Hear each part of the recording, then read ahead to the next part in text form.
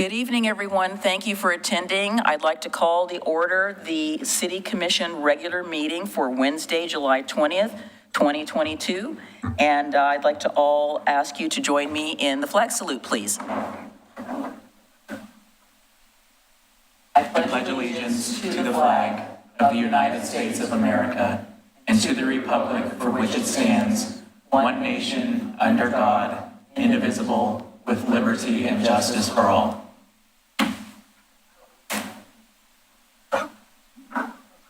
Just remember that when we were kids, it was for Richard Sands. So, all right, so tonight on our agenda, we do not, for the first time in a few weeks, have any ceremonies or proclamations. Commission President McGriff? Yes. You want to do the roll call? Oh, yes, sorry. All right, yes, let's do the roll call. Commissioner Rocky Smith? I am here. Commissioner Adam Marl? Here. Commissioner Frank O'Donnell is excused. Commission President Denise McGriff? Present. Thank you, Mr. Wiley, for that reminder. So under ceremonies and proclamations, we don't have any, but I did want to make a note for that section that we have a visitor who has arrived in Oregon City who apparently has traveled the Oregon Trail. And I'm going to find out more information about all this tomorrow at the Oregon Trails, at the end of the Oregon Trails Center. So that is some excitement. We have a number of people who are interested in speaking before the commission, and we have one person who is on the line, and so we will go to Jerry Herman first, please. And we do have to call him, so we're sorry for the beeping and the buzzing.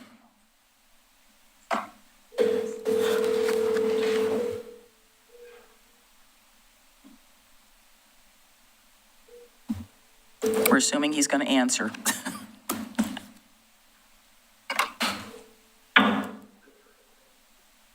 Hello. Hi, Jerry. It's Denise McGriff. Yes, Jerry, can you hear us? Yes, I can hear you pretty good. Okay, well, we're ready for your citizen comment, please. Okay, go ahead. Thank you very much. Thank you, Commissioner, for letting me speak. And Jake, thanks for being willing to deal with this at the last minute. I'm sorry, I didn't quite understand what was going on. Stafford Park and the development next door, I'm not an anti-development person. I'm a person that would like to see things done in a way where the community's wishes can be met and the developers can succeed in what they're doing. On the criteria, I see that you've had to respond to, there's three things. One, you got trees there that are along the edges, and an erosion permit that was pulled to help deal with some of the issues that were required on the site. And then the other thing, I guess I think about this whole thing is what you've been having to deal with on these infill projects. These infill projects, as you know, they really have an impact on people when the neighborhoods change so dramatically. When I went and looked at the site, and I'll be honest with you, that's in the last 3 days, what I saw was a bunch of plant material on the edges. Some people call them weeds. I call them holly trees. And the holly trees that were planted there a long time ago, that was part of an orchard complex there that had to do with the Red Soils Experiment Station. That's what they were doing there, was growing holly in part in that area. Those actually provide a good buffer along the edge. Whether they can stay or not, I'm not here to debate. The issue really is those trees provide food, water, and cover, and especially nesting sites. Hollies are really good for that. But we call them weeds because somebody put them on that list. Well, guess what? They were brought here from the Appalachian Mountains of eastern United States to provide a huge new economy during the winter for farmers and agriculturalists around the time we call Christmas.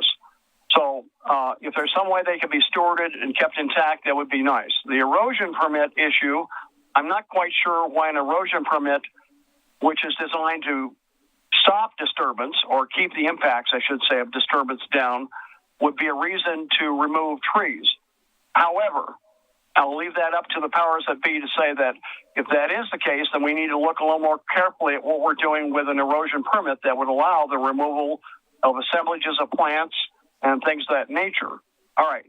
The other thing I was going to mention to you, that all that area up there, Stafford Park, all the areas up there around it, homes, the Governor Holmes House, et cetera, are full of giant trees, just amazing things that had to have been planted because they're aged by pioneers. And I would hope that the heritage of these kind of sites, when we encounter them, could be properly stewarded. I'm not saying they're not being properly stewarded. I'm hoping that in the challenges you have as commissioners with infill projects and the turmoil that they seem to be causing, that a new method of dealing with the community interests could be collaborative with the developer.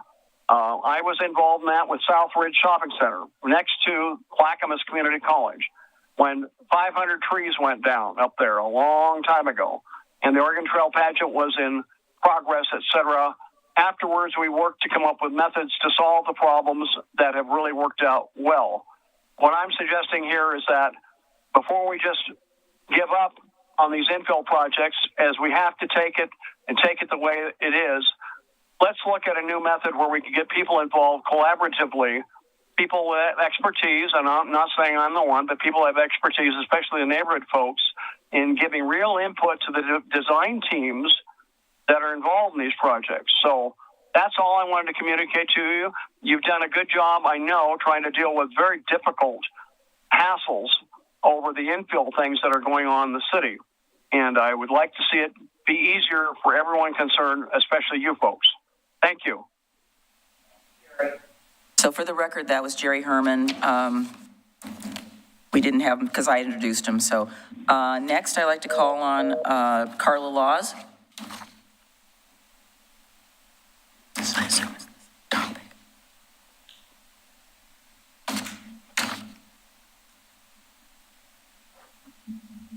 Carla Laws, Elyville Neighborhood Association Chair. I'm here concerning the trees that are left at the park. I'm concerned about the erosion permit, the agreement of $29,000 to exchange for trees in our park that border the park from the development, a survey done by the city, and a tree mitigation to kind of basically almost give that part to the developer, basically, to do as they please in removing trees. It's upsetting, it's disgusting, and, you know, I'm hearing from neighbors that are tons of rabbits, squirrels going to other properties to try to find homes because they don't have them anymore. This is the worst time of year to remove those trees in terms of bird nests.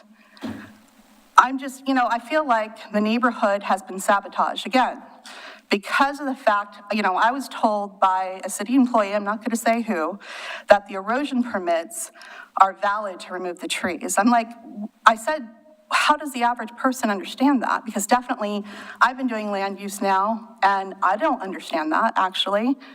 The fact is, it doesn't necessarily, those trees didn't need to be removed. It's just easier to remove them, I guess. But it's just a disregard to those neighbors. It's disregard to the park. All the shade's gone. That was there before by that park bench. Now we're looking at removing historic holly that historically kept cattle away from the Stafford House.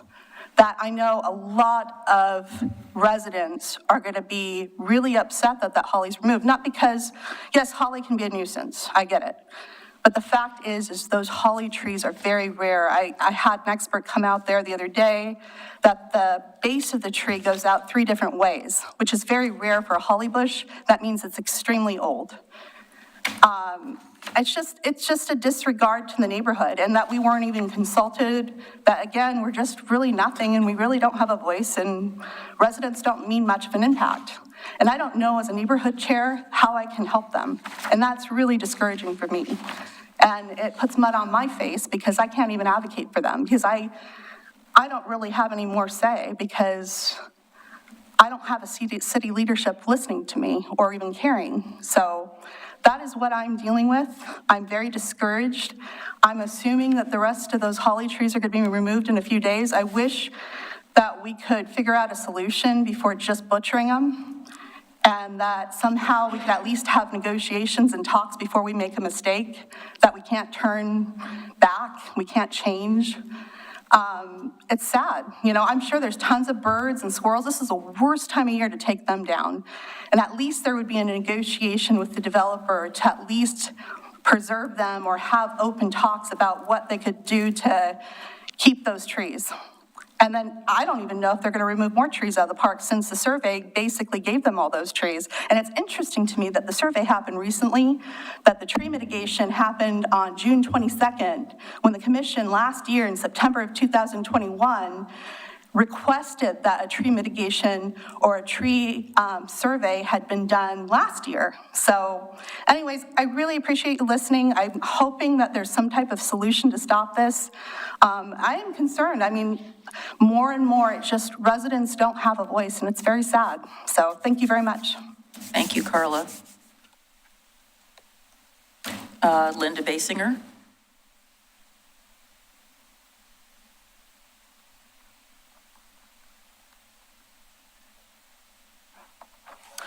I'm Linda Basinger, and at our last CONVENE neighborhood meeting, that was in June 16th, 2022, we voted to have our annual picnic in the Children's Play Park, August 11th, 2011.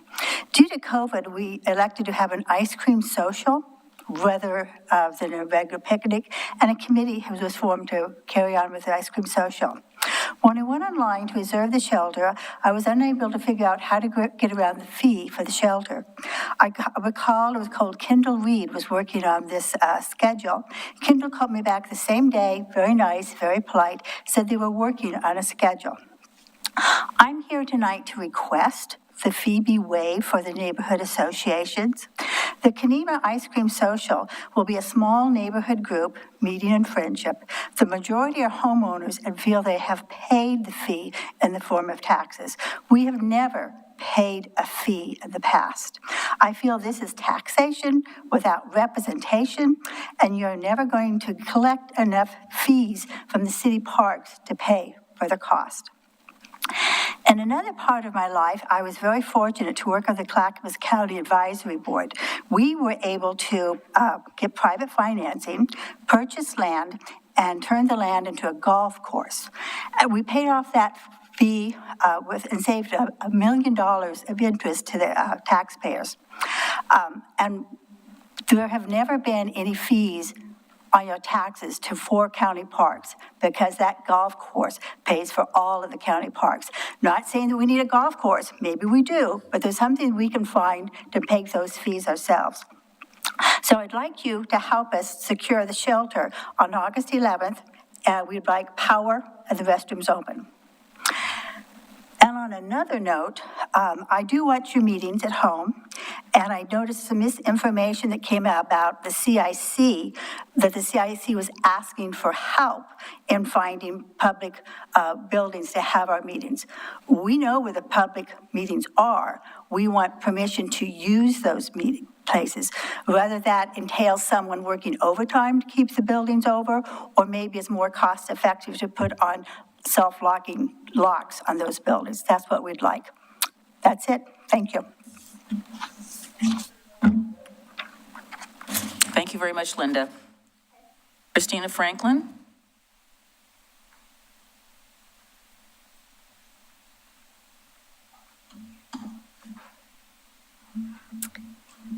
Hello, City Commissioners. Thank you for listening to our comments.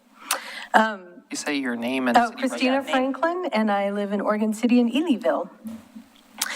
And I actually watch every single one of the meetings, every single one, from the library board to the Natural Resources Board, every single meeting on YouTube.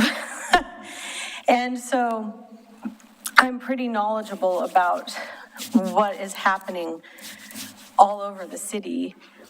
And I'm becoming more and more and more frustrated about the things that we're saying to you through OC 2040, through the master plans. We say things like the natural resources are really important to us to have a healthy city. And then over and over again, the developers come in and say, we want to take out this natural resources overlay district over here, and we're going to plow over these trees over there. We're going to pave over this wetland over here, and don't worry, we'll mitigate somehow. Maybe we'll plow it all over first and ask for forgiveness later, because that's the easy way to do it. But this is not the will of the citizens, and it seems like all this, I filled in all those OC 2040 comments and surveys. And it feels like, as I've watched all the wordsmithing, it feels like a lot of the citizen input gets kind of whittled down. And I'm not sure if the feelings of the citizens in the long run are actually what is at the heart of what is happening within the city. And the development that we're talking about in Elyville right now is just one aspect of that. And I walked up, I live on Lynn, I walked up through Singer Creek Park and saw firsthand tonight all the trees that are gone. And as I was walking, I saw the rabbits hopping around, and I saw the robins, and I saw the birds that potentially have been displaced. And I just want, it feels like, when is enough going to be enough? Tree canopy is important to us as citizens. Tree canopy leads to a healthy neighborhood. You walk through a neighborhood with a healthy tree canopy, it has a very different feeling than walking through a neighborhood that doesn't. So I just hope in the future we can find a way to keep our natural resources. Thank you.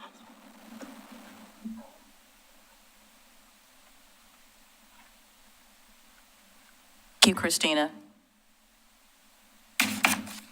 Seth Henderson.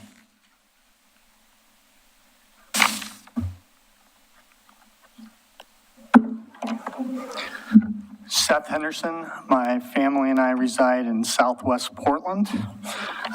Commissioners, staff, appreciate 3 minutes of your time this evening to give a very quick update on the North End project on the Rossman landfill.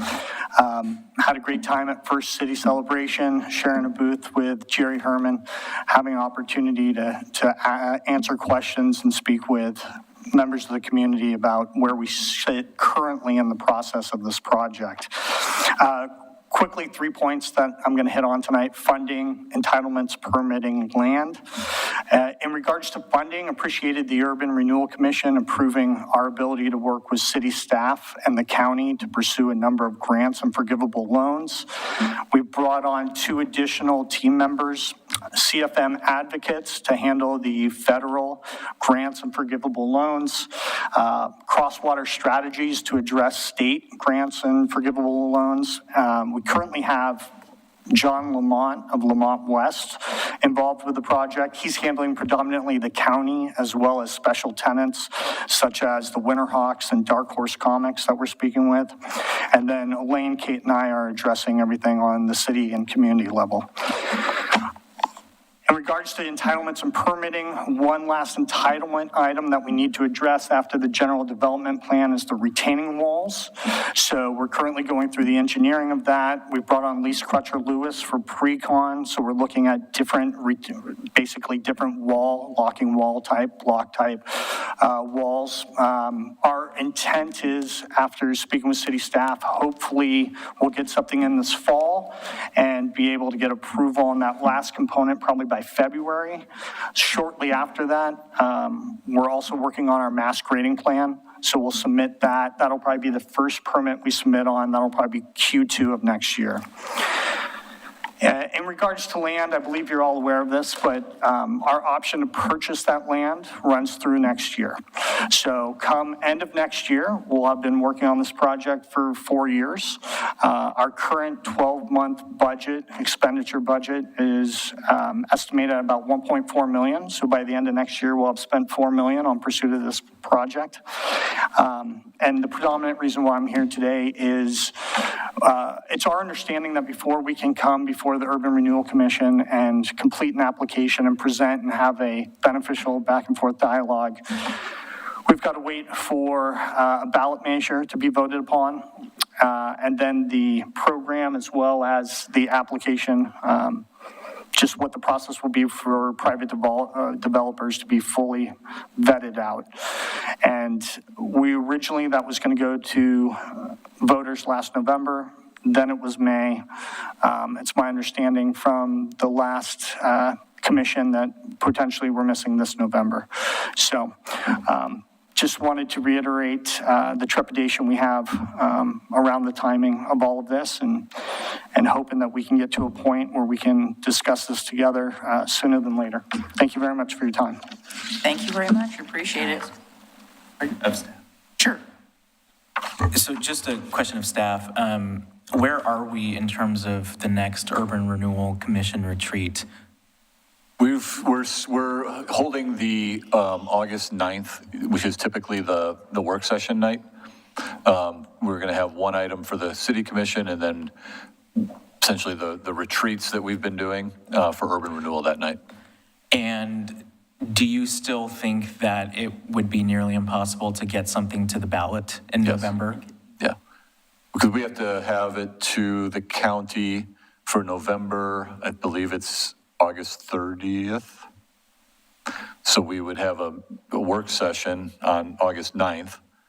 Our next meeting, both City Commission and Urban Renewal Commission would need to approve it on the 17th in order to put it onto the ballot by August 30th. There's also very little time if there wasn't a ballot appeal for the ballot language. There'd be very little time to accomplish that. We're not going to make it too tight. We want it done right if we do something. I don't want us to rush something. I would agree. I agree with you. Yeah, so we can talk about that further. Okay, But that's a good question. Thanks for the question. thank you.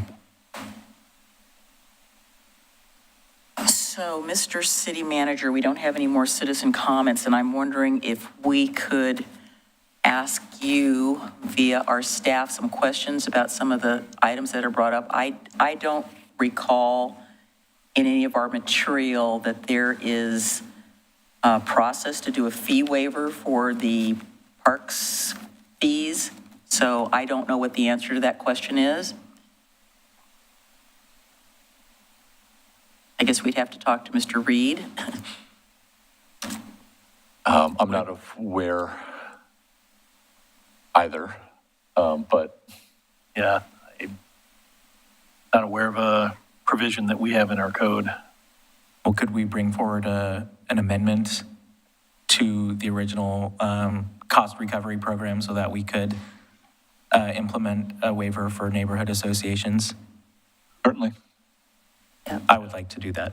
Yeah, I think it's something that we should talk about, because I think we did touch on it very briefly when we were talking about it, but it never really went anywhere, because I think one of the comments that came from staff had to do with, well, if you do it for this group, then what happens to all the other groups? And then it just becomes a series of the what if. So I think it's valid to have a further discussion about it, if that's something that the other two, Commissioner Smith, do you have any comments about having further discussion about that? Yeah, and I've asked for the entire fee structure to come back to us anyway for many other issues. Okay, so we will, I don't, unfortunately, Linda, I don't know if we're going to be able to do anything before August 11th. We need to have staff get back to us. Okay. Nope. So we will do our best. With regard to, so we have the topic of, we have three people that talked about Stafford Park. So could we have a very, very brief update on that, so that people who are watching at home won't really be left hanging where we are on that project, if we may? That's appropriate. You and Aquila? Aquila, you want to come on down and So it kind of sounds like it's a partially public works with the issue concerning erosion control and the erosion control permit, and then the planning side. And I believe we just recently gave our approval to the new tree list for trees in Oregon City. And I know there are some trees on there that maybe the public doesn't totally agree are not trees that we want in Oregon City. So this information about these holly trees is interesting. I don't know if that information was in the record at the time when we were doing that particular application. So so staff or the city might be aware of that, and I don't think that happened, is what I'm understanding. You want me to read the email that was sent to the commissioners and Ms. Laws? Sure, that's fine. So the following was sent to Ms. Laws as well as the City Commission. A summary of what we found is below. City staff verified that no trees or vegetation were removed from Stafford Park. Park staff verified, and this was Aquila, did not see any evidence of removed tree or vegetation from the park side.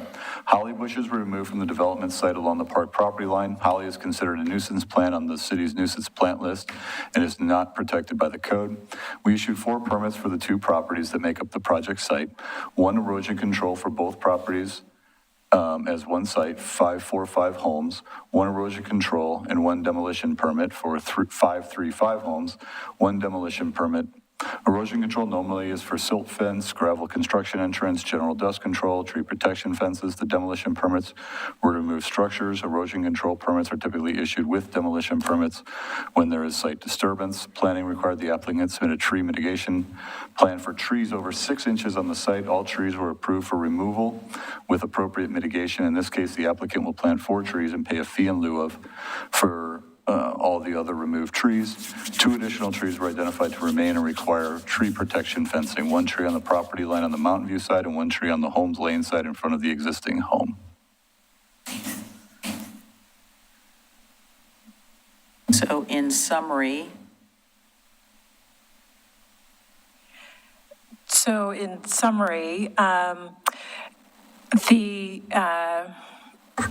what has been removed from what I could see is the holly trees along the subject property, so the development side.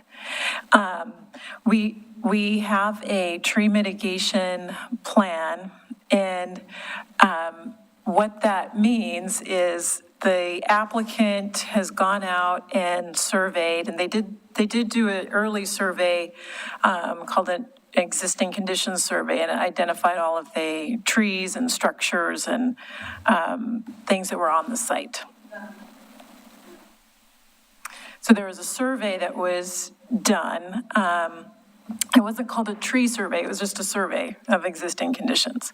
And so later, part of what the applicant was required to do was submit this tree mitigation plan. And so what a tree mitigation plan in this case did was identify the area where construction was going to take place, which is essentially the entire site, so 2 properties in this case.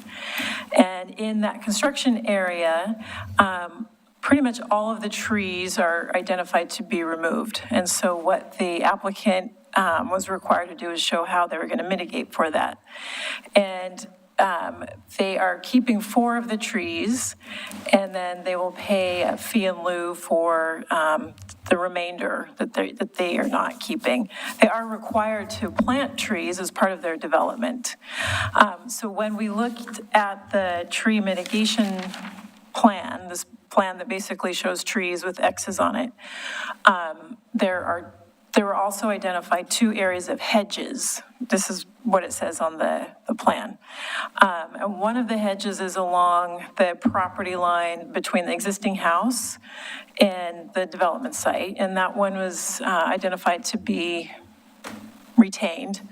And then there's another hedge along the property line between the development site and the park, and that one was identified to be removed. And that hedge is actually where the holly is.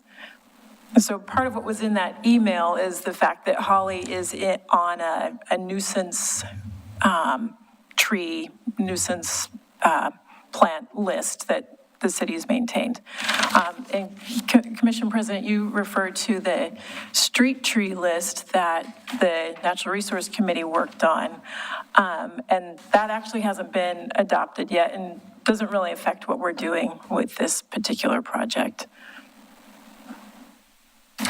And with regard to the erosion control permit, so erosion control permits, like demo permits, are can be issued with a development or without a development, with a land use action or without a land use action. So in this case, staff knew about the development, knew where it was at in the process, and it's pretty traditional before you get out there and you do a lot of earth disturbance that you get your erosion control set in first. In this case, when I went out and looked at the erosion control, it's all along the property lines. Yes, they cleared blackberries and shrubs, but there were no trees removed that were associated with the actual installation of the erosion control fencing. Most of that ends up on the lower property lines because it's by gravity. Water flows downhill, and that's where you want to pick up that erosion and sediment control. So that erosion control permit's not a construction permit. It's really just to get that measure installed, as well as catch basin protections, other things like that. So that occurred, and it occurred at the same time the contractor was in there doing, again, some of this brushing, if you will, on the plans. I didn't see what was removed before the site. I wasn't that familiar with it, but I did go out and look at it, I want to say on the 29th of June. I took some pictures, walked the site, tried to figure out what might be going on in the park. And I agree, nothing in the park was disturbed, but the materials that were removed, this hedge or understory, what I call it, understory shrubbery, that was removed, was right along that property line, and I'm sure provided some shade to the area or some screening from the area. So it's a difference. Whether it's a good or bad difference is debatable. So the erosion control permit was permitted and applied. The contractor did a very good job applying that without doing a lot of disturbance. They also did a fair amount of, they also got a demo permit for the structures on the property. So they also took care of all that with the hedge, the landscaping that was around that particular area. But from what I could tell based on that tree survey that Aquila mentioned, all those trees remain. And I don't know if they do today, but they remained when I was out there the last time, which was about a week ago. And so, from what I could tell, the contractor was using due diligence to get things cleared. One of the things that is a requirement along that park property line is what shows up as tree protection along the fence line there. You wouldn't have been able to get that in without clearing that understory, if you will, the holly hedge. So, and the holly hedge that we're talking about ran somewhat parallel, or not the full length, but ran parallel with the park property line. And it was really fairly close, within probably 7 feet of that property line. And they were significant, right? In terms of just I heard somebody mention, I think it was Carla, mention the multiple branches. You could tell that from some of the remnants that was piled up on the site there. So, but it looked to me like the contractor was very careful not to touch the trees on the park property, or not to touch the trees that are scheduled for removal. And one of the things that I think is unfortunate about this, that I think is important for the commission and the community to understand is, I didn't sit through all the planning hearings, but I did look at the plan sets early in some of the early submittals by the developer. That site footprint didn't really change. It's pretty much ended where it's approved to end. You couldn't build that footprint without the removals that we're talking about, the additional holly trees, all the trees that are coming out of there. And that's always been that's always been proposed, that's always been discussed in the public hearings. And they're on private property, so it's a little harder to regulate that from the city's perspective. But I just think it is unfortunate that when I looked at the plans, it seemed very obvious to me. I'm an engineer, and I get that there's a difference between what I see and what somebody else sees, but it's back to this: how do we work with the neighborhood to get them to understand the true impacts of the footprint of a development? Because sometimes we have these developments, this one doesn't have a lot of walls, but it's got some walls. just building a wall, sometimes people think that's pretty simple when we know, well, that wall's got some real dimensions to it. And in order to get that wall to stand, you got to build a foundation, and that's another 4 feet or whatever. It's kind of seeing that and sharing that with the neighborhood so that they understand that. I don't know the answer to that. I'm just sharing my observations. Along that park property, there's a curb line and a drive aisle, an alley, if you will. It's a private alley. And it really is within 5 feet of that property line of the park. And so we've since hearing some of the concerns of the community, recognizing that, well, to put a curb in there, you're probably going to have to get pretty close to those trees. We've talked about maybe simplifying that curb, moving a drainage line, doing those kind of things. And developer seems to be open to that. But that's way more than you asked for, sorry. No, but I think it's important to get the context of, there is a big disconnect between what has been in this file for a long time and the reality of that. When you start flagging trees or you start seeing clearing, to us it's obvious.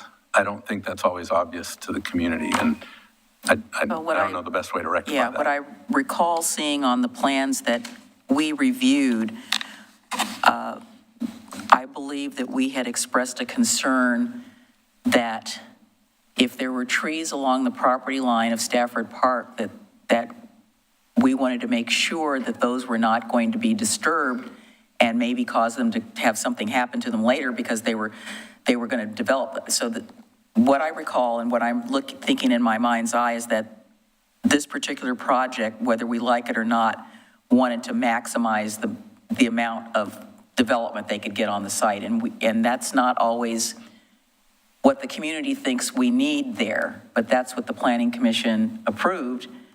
And that property has been in sort of a rural state, so to speak, since both of those families bought that property. Now, one of the property owners is staying on the site, so obviously that hedge is going to provide privacy and screening for them, and that's staying. I don't know how close they're getting to the borderline of Singer Creek Park. Again, another sensitive area that the neighborhood is concerned about.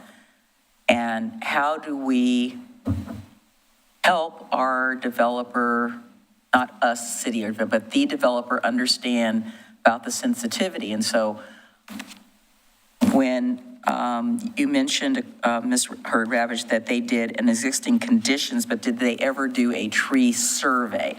Because I thought that that was one of the requirements that we'd asked for. We wanted to make sure that all the trees that could be saved would be saved, and then the other, we knew that we knew many of them were going to have to go. And I know some of them were taken down before because they got storm damage. I mean, there was a lot of storm damage on that property, which we saw what it did to the whole city. This property was not immune to that. There was a lot of stuff that just fell down and went down. And it looked like a train wreck in the back, which was, again, those are some old trees. It was part of an old farm, and they just didn't withstand the ice storm. So part of what I know the community would like is, some sensitivity, some understanding by people who are coming in our community to develop that. And I don't know how we do that, other than if that's being conveyed, we somehow figure out how to convey that, or when they come before the neighborhood associations that they get that understanding. I don't have the answer to that question. It's not an answer that I'm supposed to try to find out, but we are aware that there is hypervigilance with regard to this, and this is going to continue. We've got a few trees on the property that's adjacent to Cam Street, and we just went through that as well. But yeah, I guess I was trying to understand, again, what one person thinks is a tree, somebody else thinks is brush. So when they got close to that property line, I know we have a fence, I believe, that's going to be placed there to make sure that the park is protected. I think that's going to be a positive. And say it won't be as open as it used to be, but that's a park. So I don't have the answer. I think you've done the best that you could. again, I think the disconnect is that the public doesn't understand what erosion control is. And I guess, when you're out there doing your erosion control, you think, well, okay, I guess I'm going to just clear all this other stuff too, because I've got equipment and manpower out there. So I'm just going to do all these things at the same time. So we don't have an answer. I would like to say that we have asked the contractor to put in tree protection fencing along the perimeters between the park and the development site to make sure that the trees in the park are protected. There is one tree that's on the private side that's very close to the property line, and that one will be coming out, but the ones that are not on the private property, we're still asking for them to do tree protection. The other thing is, in the conditions of approval, we did not find anything that required a tree survey beyond what's required in a tree mitigation plan. There is a tree survey as part of a tree mitigation plan, but that was the extent of that. So the developer has been complying with that condition of approval. Any comments? Commissioner Smith, do you have anything you want to add? Okay, thank you, Commissioner Smith. Thank you, Commissioner Morrow. All right, let's move on to 5 presentations. I believe, Mr. Foyles, this is in your wheelhouse. Yeah, thank you. Good evening, Commission. Okay, sorry, hang on just a second. Sorry about that. I thought I'd turn this off. It's my alarm telling me that I'm supposed to be taking a medication, so sorry about that. I took it already and I just didn't turn it off, so let me turn it off.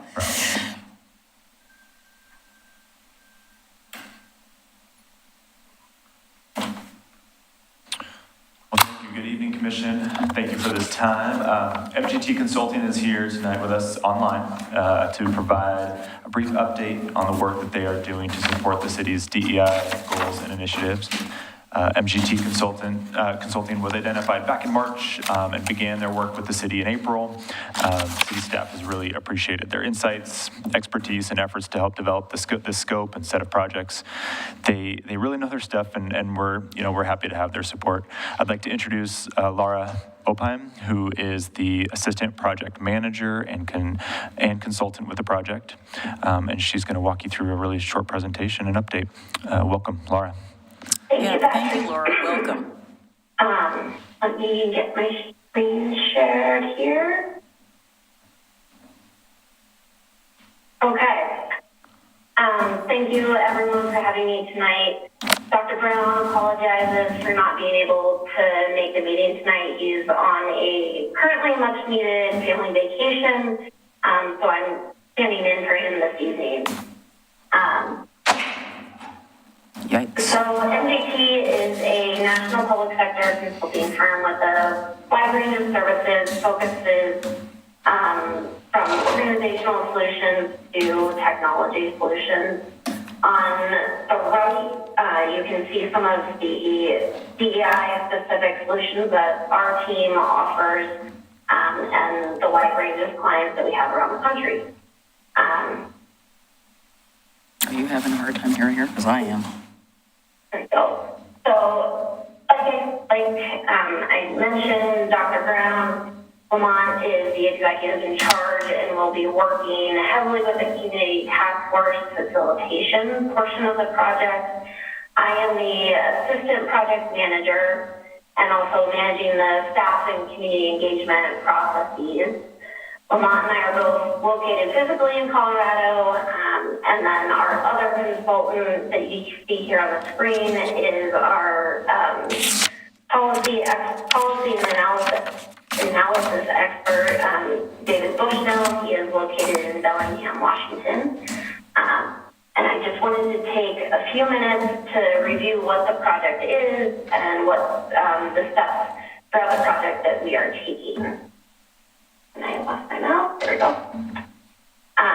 So this project is broken up into 4 main phases. We started the project, like Patrick said, at the very beginning of April, and have since worked with the city to draft the best practices in peer-reviewed chapter.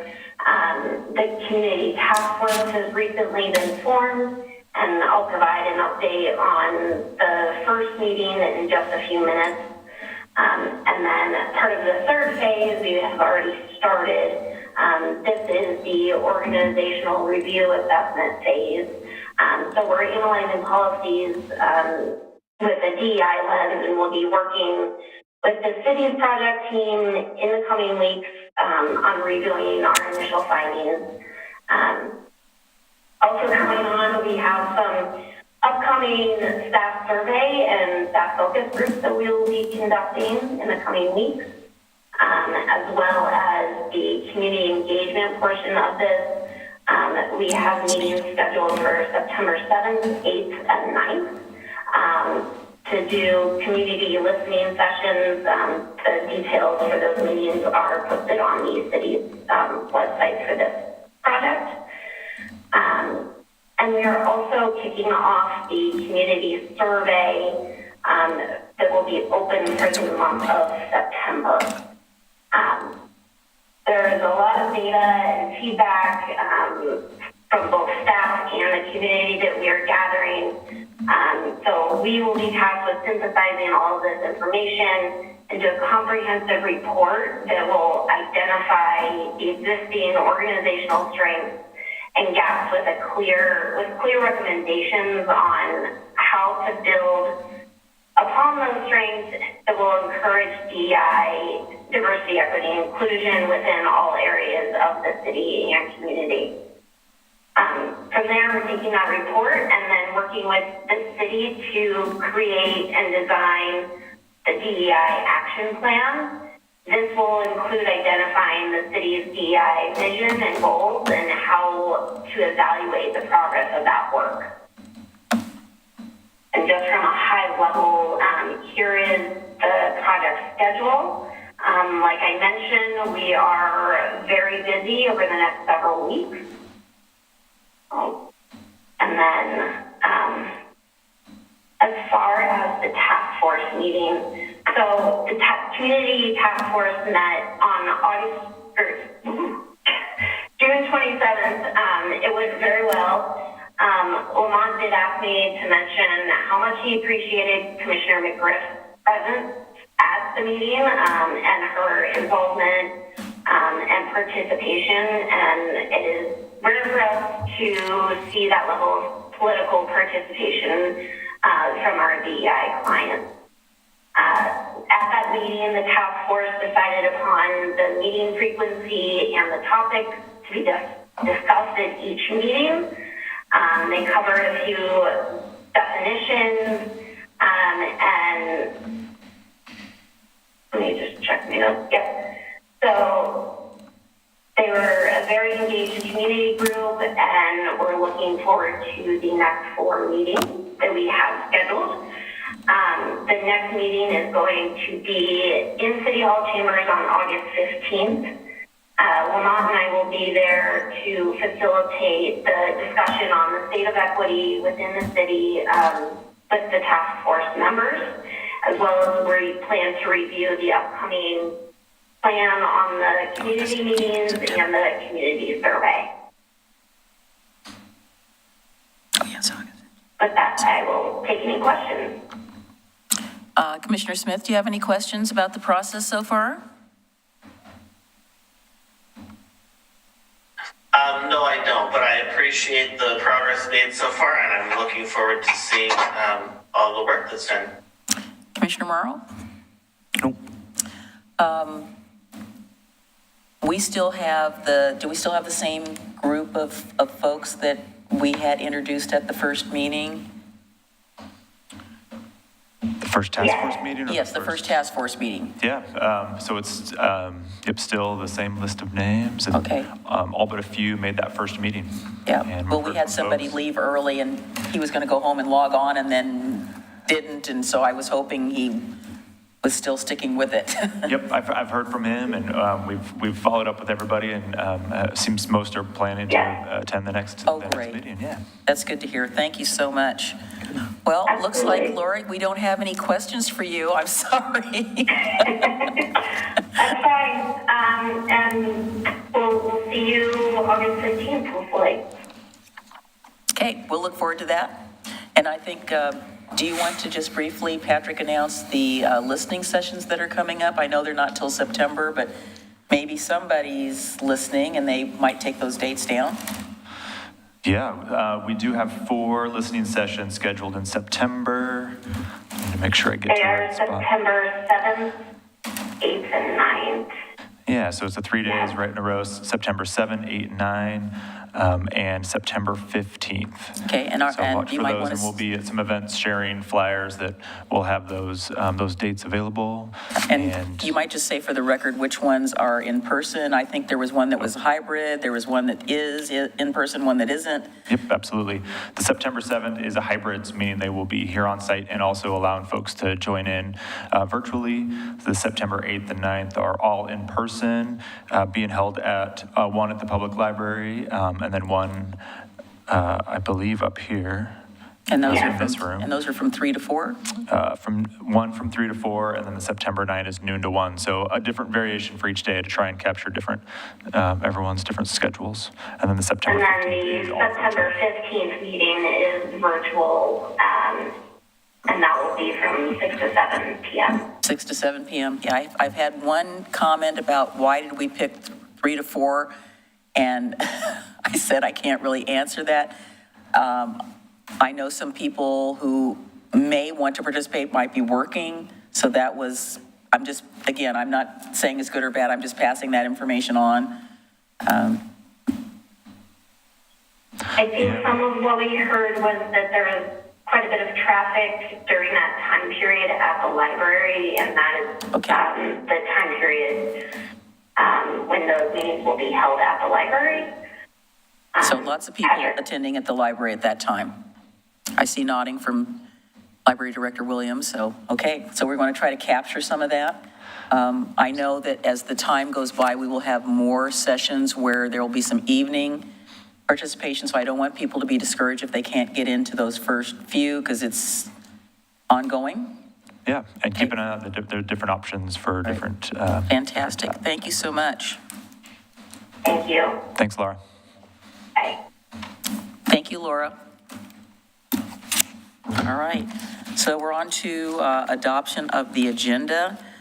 Is there anything on the consent agenda that we would like to have discussed further? I will say that after I read the minutes of April the 20th, it kind of made me cry a little bit. Is there a motion to adopt the consent agenda? So moved. Second. All right, it's been moved and seconded. Mr. Wiley? Commissioner Rocky Smith, Aye.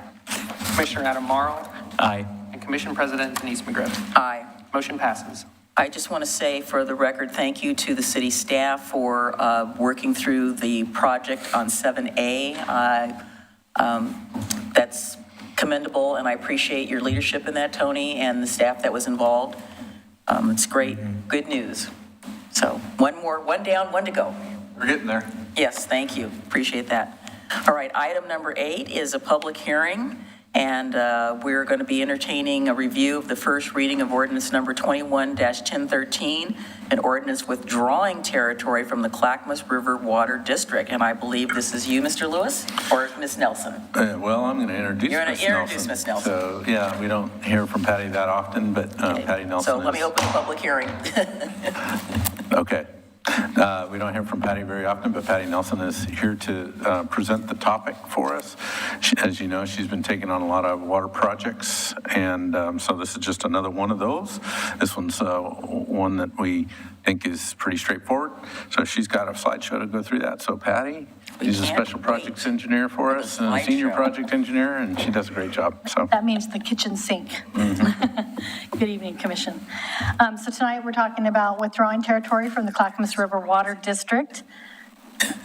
Just a quick overview, and let's see if I can operate this. Hang on. Great. I'll just let you swing it. I'm going to give you a quick background. Go over the city authority, the withdrawal, what's covered in this withdrawal. It's all existing city customers. I'll explain that in a little bit. The withdrawal process, go over the ordinance, and then we have some decision making. So a little background, Oregon City strives to provide safe, quality, reliable water to all of its customers. As we plan for our urban growth, we plan to also provide water services. As areas are annexed into the city and they're developed or redeveloped, water services are typically transferred to the city services. We have a group of properties, you'll see them in a minute, that did not get withdrawn. They're actual city customers receiving city water, but were never withdrawn from the Clackamas River Water District. So we're doing some little housekeeping. Next. So the city authority is given through ORS 222.224, and it's related to removing a portion of a district, which is what we're doing within an area that's been annexed. Let's try this one. These are the three areas. We have three main areas. Area 1 is in the southwest part of the city. A lot of people call it South End. It's bigger than that. Area 2 is to the southeast by Beaver Creek, Malala, Clackamas Community College. And then there's a small area to the north, which is Area 3. As I mentioned, the withdrawal includes only existing city customers. So as a result of this withdrawal, the customers will see no change in their water service, no changes in their water rates. The only thing they'll see is they won't get mailers to vote on Clackamas River Water District issues. So the process is dictated by ORS 222.524. We must hold a public hearing and ask the question on whether or not we want to withdraw. We must post public notices, date, time, and places, which we've done, both in the DJC 2 weeks prior and last week. And then we've also posted public notices in 4 public places. After the hearing today, the City Commission will be asked to vote on an ordinance. And if passed, it'll declare that part of the district is withdrawn from the Clackamas River Water District. The odd thing on this I wanted to highlight is it's actually not effective till July 1st of 2023, and that's something that's out of our control. It's something that's dictated by the ORS as well, 0.465, and it all has to do with when the effective date of the ordinance is in relationship to March 31st. So that's already passed. So once we pass, if this is passed tonight, these would be effective July 1st, 2023. And this is the ordinance. An ordinance of the City of Oregon City withdrawing territory from the Clackamas River Water District. And I just put a footnote on here that it's as identified as Exhibit A and B, which is included in your ordinance package. And these are the actions that the council has a choice to make. Are there any questions? Straightforward. I just assume we had a bunch of territory and we just decided just to bundle them all together rather than doing these a little bit at a time. Makes more sense and seems more expedient in terms of process. So. Yeah, and often territory gets withdrawn as it's annexed into the city, and for a variety of different reasons that didn't happen on these, and it just makes more sense to do it all at once. And I know Patty's been in communication with CRW and they're well aware of what's going on and have no issue with it. In fact, they help us prepare the maps, so it's been a collaborative effort. Well, why would they have an objection to it? It's the law. Commissioner Smith had a question. Yes, Commissioner Smith. So I understand that this is pretty much tying up loose ends, and I get that. Was the collaboration between CRW and the city in developing these maps, was this something that staff had our city staff brought up to kind of resolve in the last month or couple weeks, or was that something CRW brought to the city? Shortly after I was hired, this is one of the things that John had flagged as something that we wanted to, again, housekeeping, clean up. And so actually we've approached them and then worked together in terms of identifying the properties, confirming they're the city customers, and then working with a consultant to develop the legal descriptions and maps. Okay. So I don't have a problem with the first reading. I might have a couple of questions offline, because I do believe that some of the waiting on doing this was for various reasons. So I don't have a problem with it going forward, but I do have some questions about if anything changed and why we kind of held up on doing this for some time and now we're doing it. John, do you want to try to respond to that now? That would be super. Yeah, so there's several of these that happened. So we've years ago changed the process so that we would make this happen at the time of annexation. But we had, several of these that didn't get through, as Bill stated, for a variety of reasons, all of which I don't know the history on. I just know when I became the director of the department, these were out there and just not wanting to have them continue to grow. So that's why we changed the process to make sure they happen at the time of annexation. But in terms of the timing of the cleanup, it was a staffing issue, to be honest with you, and the legal descriptions to put all these together, as you can tell, there's a lot of them. So getting to a point with CRW with an agreement, and if you remember, we signed I want to say it was an IGA with Clackamas River Water to jointly fund that survey work. So it's just been one of those things that's been hanging out there that I would say neither us nor CRW have been, it's been a high priority for either of us, but I did want, for a long time I wanted to clean it up, and I'll take some blame for not getting to it, but at the same time, it's even though they're straightforward and they really don't have impact on either jurisdiction or the property owners, it was a fair amount of work to get through that process. And so having Patty on board was the main thing. I mean, that was one of the, when we hired her, that was one of the things on the list to get accomplished. Yeah, as I recall, you did, prior to the hiring of Ms. Nelson, you had a short laundry list of things that were backlogged because we didn't have enough staff to do all of that work. And I recall that these withdrawals were on the list, as well as some of the other projects. The water rate study was hanging out there. I mean, there were a number of things. So this for me was not a surprise. We just, again, since there was no emergency, we just had to get to it. But as you said, with all the legal descriptions, that to me seemed like the more difficult part, trying to get all the boundary descriptions correct, because we don't want to put somebody in that's not in and put somebody out that should be in. So, does that answer your question, Commissioner Smith? Yeah, that's fine. I might have another question, but I'll do it offline. Okay. I mean, if you have another question, I will. Now's the time to do it. Move to approve the first reading. Second. Okay, it's been moved and seconded. Bill, would you like to do the honors? Ordinance number 21-1013, an ordinance of the City of Oregon City withdrawing territory from the Clackamas River Water District. Ready for the roll call. Commissioner Rocky Smith. Aye.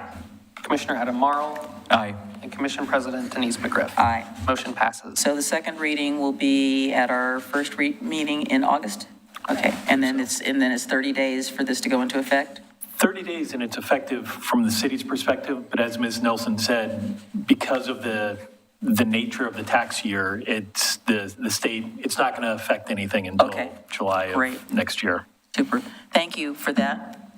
Now we have item number 9, and it's back to engineering again. This is the engineering show tonight. So we have a review of resolution number 22-24, modifying the Public Works Engineering fee schedule, and amending resolution 22-03.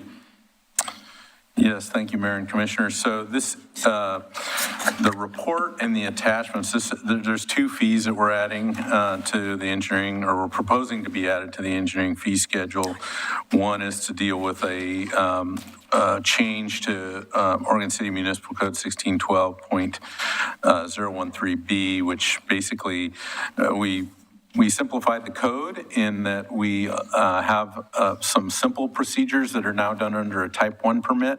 We didn't have a review fee schedule for that, so any of those that had come in were not assessed a fee, so we're adding a fee for that. And then the other fee is really a fee that we're adopting that we hope we don't charge, a fee that we would, that would essentially be there to encourage developers to do what they're supposed to do anyway, right? So we have a lot of these stormwater facilities. We do a lot of work to get them landscaped properly, and they put them in. They've got a 2-year warranty period, and they just don't do a good job with that warranty period. And so by the time the 2-year period comes along, we've got a lot of plant die-off because they haven't been irrigated enough or, weeds. So this is, again, I think it's straightforward. If the idea with that second fee schedule is really to help the developers understand that we have another option for them early on in the development, which is to pay the city to put them on our list of regular routine maintenance, and then they get established. We're happy with the way those turn out. Many developers use that, but not all. So that's kind of an encouragement tool. So The last couple of months, how many do you think? You think that's a routine and ordinary thing, or most, they say, no, we don't want to do it? You said some. Yeah, So if you had 10, would you say like half say yes, or? I would say even less than that. Wow. I mean, it depends. I mean, I think the experienced developers recognize the value in doing it that way, right? Yeah. So we have some developers that are pretty quick to take us up on the deal on the offer to do that. Others, especially those that are maybe first-time developers or do-it-yourselfers, they want to save the money and do that themselves. And there hasn't been really a kind of a hammer to get them to do what they need to do. We think this will help.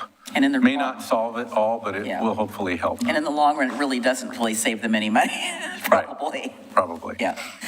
Okay, so this is not, so just for the public, this is not going to affect any individual homeowner. This is not a fee that applies to somebody just doing something at their house. This is when there is a development proposal, a type 1 street improvement, so. Right. So that first fee is really, when there's various size developments, they want to change, spacing standards on driveways with the driveway, that kind of thing. That can usually happen under a type 1, or that now can happen under a type 1 permit. And we're just trying to get some review fee for that. The type 2 permit's a much higher fee, so. Fees, right. Yeah. Okay. Any question, Commissioner Smith? No, I have no issue with it. Looks good. Shamaro, you want to make a motion? Yeah, I move to approve resolution number 22-24, modifying the Public Works Engineering fee schedule and amending resolution number 22-03. All right. Second. It's been moved and seconded, so let's have the roll. Commissioner Rocky Smith, Aye. Commissioner Adam Marl, Aye. and Commission President Denise McGrath. Aye. Motion passes. All right. So we're now down to communications. Mr. City Manager, you left us a memo here.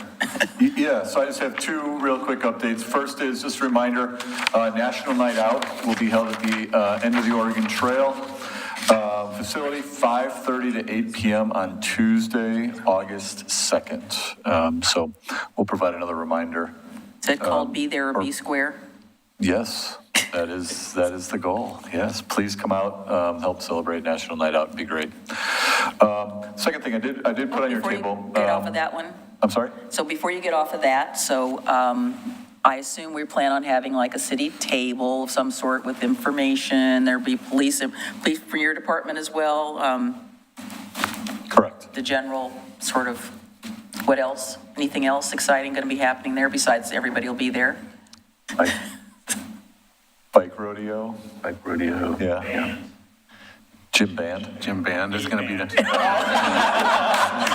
I'm going to say that would be. Either one of those. Okay, ladies and gentlemen, there will be a band, but Jim Band will also be there, so come on down, because that's the exciting part, so.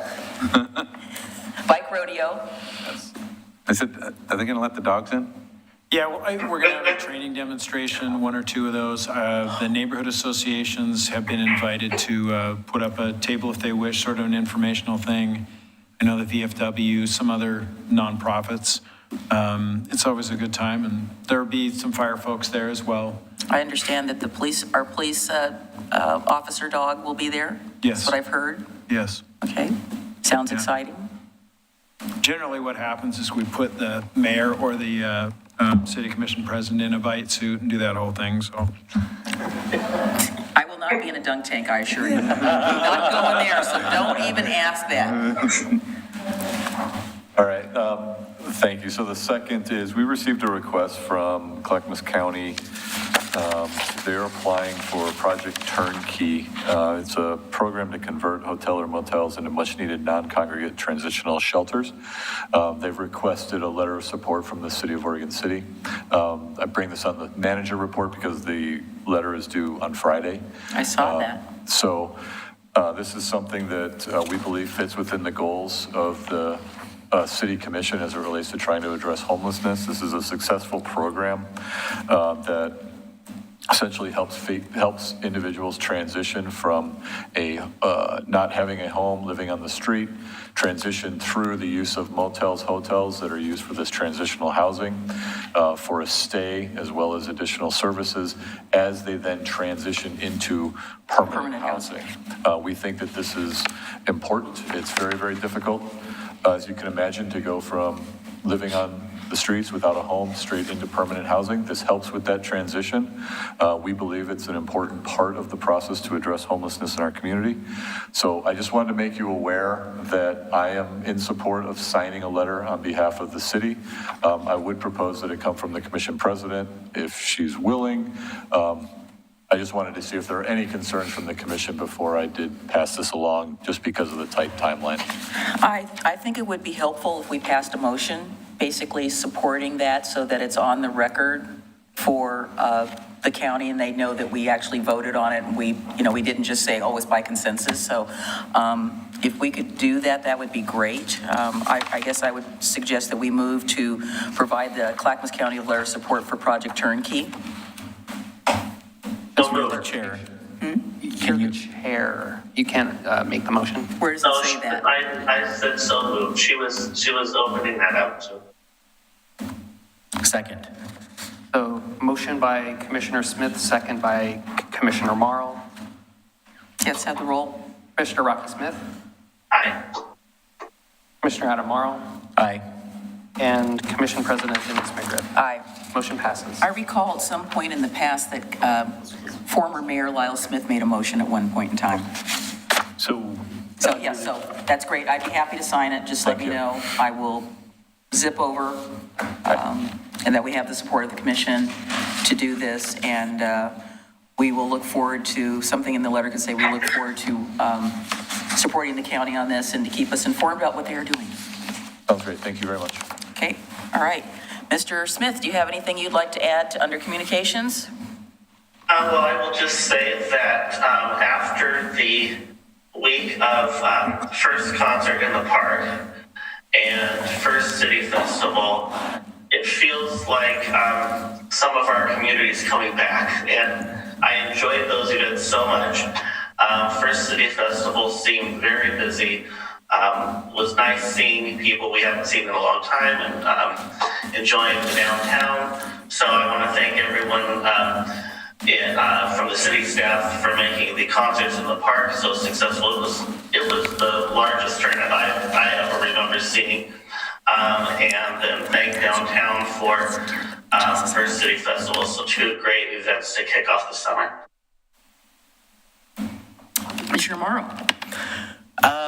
Yeah, so just getting back to what we were discussing just a little bit during citizen comment, I do have concerns about, I just don't really have a clear sense of what's going on with urban renewal stuff, because I wish that we would have been able to get something on the November ballot, and I realize in the last few weeks there have been some extenuating circumstances that have made it hard for all of us to come to one of these. But I just worry because I know that the purchase and sale agreement that Summit has will be up next year, and I think that the community is ready, not necessarily to put the stamp on it, but to have the dialogue about what we want to have there for our growing community. And I'm just concerned that we're letting this opportunity slip away from us, and I wouldn't want that to happen. I agree with Commissioner McGriff. I do not want to send anything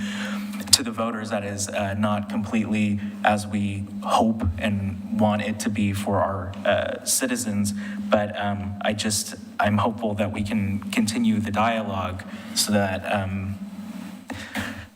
we're more aware. I know that obviously at this point we're trying to keep a distance between ourselves and the developer for obvious reasons, but there does need to be some communication so we're aware of what's going on, and I understand that they will be trying to procure funds from our congressional delegation, and knowing where the city stands is a big part of that. And so I would just request that staff continue working with Summit so that we can continue the conversation there, even though it looks like we will not be getting something to the November ballot, which is, again, disappointing, but I understand where that is coming from. Well, let me just add on to that. As you recall, we committed to completing a vision and a plan that involved primarily our properties that we wanted to bring to the community to basically tell them, this is what we think would be the best. We'd like you to concur with this and then move forward with that. So it's not limited, well, excuse me, let me back up. It is more limited than just the property at the landfill. So that was our first priority. And I know, again, as you said very astutely, that we have had some unintended consequences occur and we've not moved this forward. My only concern, as I was speaking with Mr. Graham, is that I didn't want us to lose the momentum that we had built up previously and had discussions, because now it's been long enough that we might have to revisit some of that, and that is going to take some time. And I'm just concerned that we've lost a little bit of time there. So that's my only concern about that, is that we were trying to keep that process moving. The other thing I want to just mention under communications is that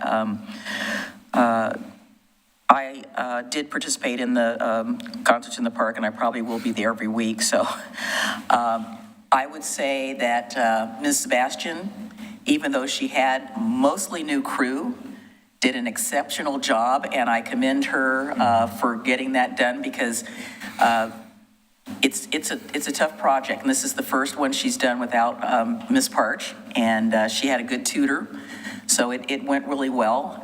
The only thing I would say we probably needed was at the end, we probably needed a little traffic control by police getting out of there, because it was kind of like this. You know, people want to turn left instead of the sign that said turn right. Well, sorry, that didn't apply to me, and people were kind of turning. So that's probably the only thing I saw at the end that might have needed a little more modification. But our bicycle police officers were there, and it was nice to see them riding around and chatting with people. What I really want to commend staff for, again, and I've done this verbally and also by email, is that I want to let the community know how much the city of Oregon City did behind the scenes to help make First City Festival a success.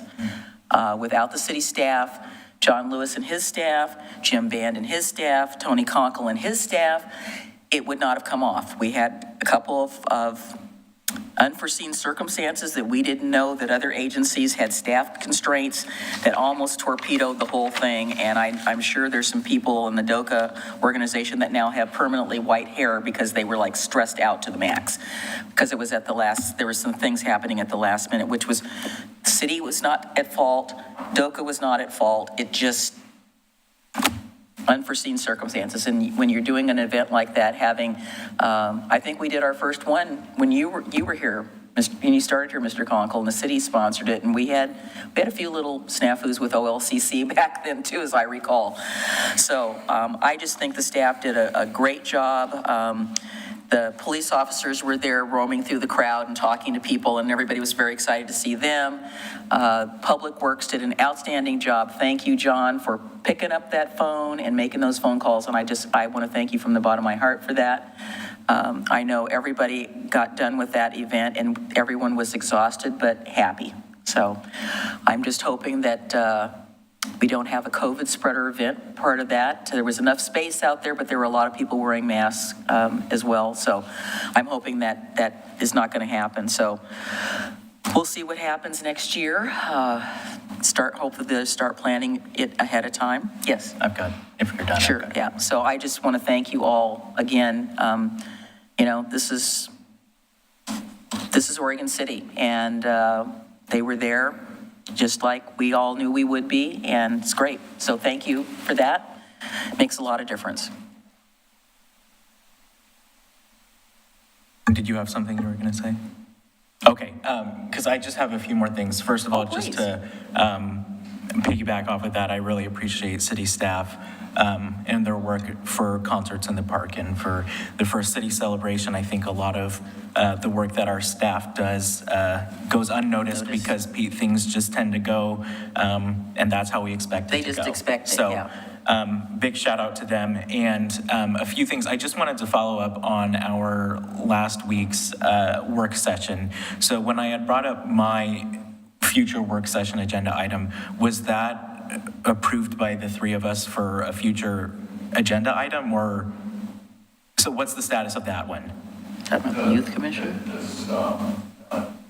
The commissioner compensation. Because it wasn't clear to me if there was three of us, because there were only three of us, to at least agree to have that on a future work session. I do have it as bad for future. Okay, and yes, and then the other one, which you just talked about with the Youth Advisory Commission. So what are we doing moving forward with that in preparation for the coming school year? So the direction that I have is how to staff it, what is the budget impact, and a meeting with the school supervisor and principal. I can't hear you, Tony. I'm sorry? Couldn't hear me? Yeah, I can now. Thank you. Sorry, I had my mic turned off. So for the Youth Advisory Commission, coordination with school needed.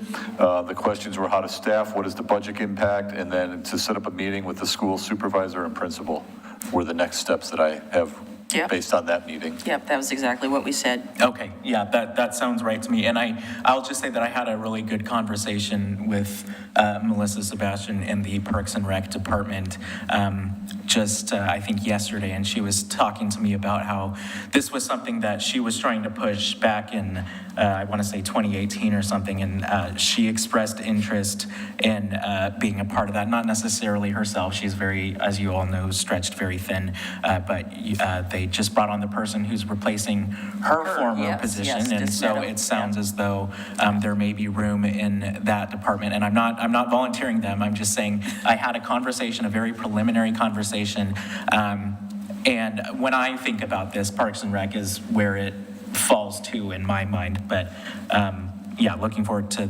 continuing that. Yeah. Perfect, because Kendall's not here to defend himself, so. Kendall, if you're listening, look out, man. The other thing I should mention very briefly is that just in time for the First City Festival was the Travel Oregon City Visitor Guide. And Daniel was out there slinging them to people like pancakes, and they were fresh off. I mean, you could still smell the ink. That's how fresh it was. It was like, oh, okay, yeah, put that over there. That appeared to be well received, and I talked to a lot of people, and they said, oh, well, I don't need that. I don't live here. And I said, well, no, what they said is, I don't need that. I live here. I said, well, there's things in here you probably don't know, and I just kept handing it out to people. I said, I'm keeping my copy in my car, because it lists different places to go and things to do. So I think that's one of those communication tools that we need to have, and hopefully we'll have a bunch of them at the Neighbors Night Out to give to people as well, because, we have to convince the people that live here to go to the things that are here, because they're not always aware of that. I did have one question, and maybe this is a Mr. Foyles, Mr. Conkle question, but with the vacancy in our PIO, where are we going with that? So the responsibilities of the community coordinator have been split up amongst staff in my office. I do need to recirculate. There was a request to look at the job description for the community coordinator. I need to recirculate that with the commissioners to see if there's consensus to bring that back to review it, or if not, then we would move forward with advertising it. Okay, well, I'm only aware of one commissioner. I did not have a concern. I'm fine with it moving forward. Yeah, I'm fine with it moving forward. I think we need to get that position filled as soon as possible. Maybe we could circulate it, internally. And if that commissioner has some concerns about it, he needs to get that back to you right away. because I think our staff is already shouldering a lot of load right now, and that's just one more thing. Yeah. Okay. Probably there was one more thing I had in my brain here. Nope, I'll just skip it, so I don't think it was that critical. But anyway, I understand that we had an employee appreciation. We did. And how was that? It was great. Yeah, it's really nice. Patrick and his team put that on. We do it every 6 months, acknowledging staff who've been here for 5, 10, 15, 20, 25 plus years. So it's really great to see how many staff we have that have been here for a long time, in terms of, being able to stay at the organization, advance in the organization, bring that institutional knowledge, and just really good people. So it was fun. It was a good event. Do you want to add anything, Mr. Foils, since this is under your... No, there's just nothing like pizza and soda on a hot day. It was great. Oh, I heard that it was hot dogs, so... Yeah, we had a nice time. Thank you for doing that. I think it's important to acknowledge employees. It's also important to acknowledge their, like you said, their longevity. And I was just astounded with some of the people. I said, Chris Dunlap's been here 25 years? I thought, holy moly. Thank you, Chris Dunlap. Thank you to all the employees for your dedication to the City of Oregon City and the 5, 10, 15, 25-year employees. Thank you so much on behalf of the commission. We do appreciate you. We appreciate your work. It's important. So, any other business? Chief Band, anything exciting? No. It's good on the Western Front. Good. Mr. Wiley? Nothing. Staff in the back of the room? They're all going, yay. What was that, Mr. Zook? Oh, he's saluting, okay. All right, being no further business, we will adjourn. Thank you so much.